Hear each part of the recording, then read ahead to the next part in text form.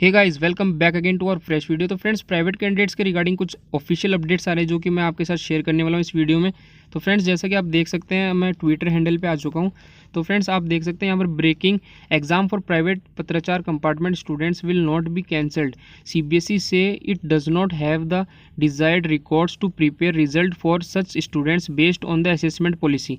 तो फ्रेंड्स, ये जो डिसीजन है ये सीबीएसई ने मतलब पहले ही आपको सुना दिया था, बट अभी ये जो कन्फर्म, ये जो एक नोटिस जैसा आ रखा है, इसमें इसके कन्फर्मेशन दे रखा है। तो फ्रेंड्स, ये काफ़ी गलत बात है स्टूडेंट्स, क्योंकि रेगुलर स्टूडेंट्स का कैंसिल करा जा रहा है बट प्राइवेट स्टूडेंट्स का नहीं करा जा रहा है। बट फ्रेंड्स, मेरा काम है ऑफिशियल अपडेट्स आपके साथ शेयर करना।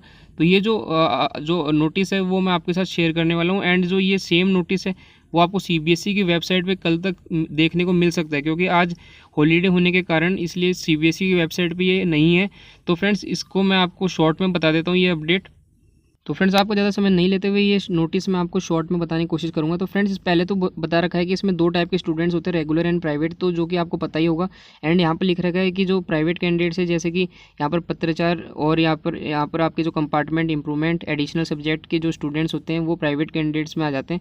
तो और फ्रेंड्स, इसमें जो अगले पॉइंट में लिखा गया है यहाँ पर कि तो इसमें बोल रखा है कि जो रेगुलर कैंडिडेट्स हैं उनका तो रिजल्ट जो सुप्रीम कोर्ट ने पॉलिसी आपकी अप्रूव करी थी उससे आ जाएगा, बट जो प्राइवेट कैंडिडेट्स हैं उनके लिए कोई पॉलिसी नहीं बन पाई थी और स्कूल्स एंड सीबीएसई के पास कुछ रिकॉर्ड नहीं है, इसलिए उनका जो रिजल्ट है वो मतलब कि पॉसिबल नहीं है एंड उनको एग्जाम देना पड़ेगा। तो यहाँ पर आप जैसे कि देख सकते हैं, in case of private candidates neither the school not CBSE have the desired records, hence their result can not be prepared based on the assessment policy.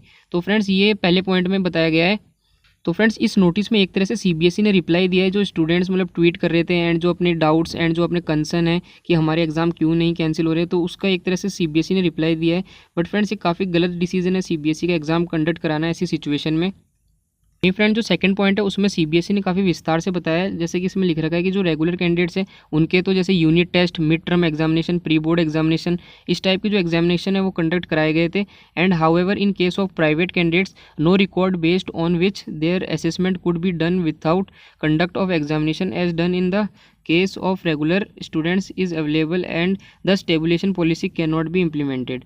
तो फ्रेंड्स, ये तो जैसे ट्वेल्थ की बात हो रही है, तो ट्वेल्थ का फ्रेंड्स कुछ और क्राइटेरिया भी निकाल सकती है सीबीएसई, बट सीबीएसई ने ऐसे साफ साफ कह दिया है कि जो प्राइवेट कैंडिडेट्स हैं उनका मतलब कि जो मिड टर्म है, यूनिट टेस्ट है, इस टाइप का कुछ भी टेस्ट कंडक्ट नहीं कराया गया, इसलिए उनके पास जो ट्वेल्थ का डाटा नहीं है। तो फ्रेंड्स, ट्वेल्थ के डाटे की प्रॉब्लम हो रही है, बाकी तो आपके 11th का एंड जो 10th का है वो तो सीबीएसई के पास हो गई। तो ट्वेल्थ का फ्रेंड्स सीबीएसई को कुछ ना कुछ यहाँ पर अल्टरनेटिव निकालना चाहिए था, बट सीबीएसई ने ये यहाँ पर साफ साफ कह दिया है।